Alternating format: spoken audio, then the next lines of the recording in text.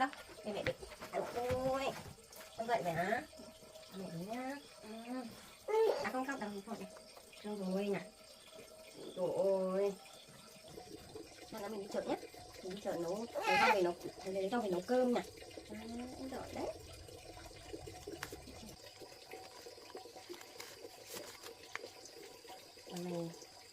Con này để mua một ít gạo được con ạ.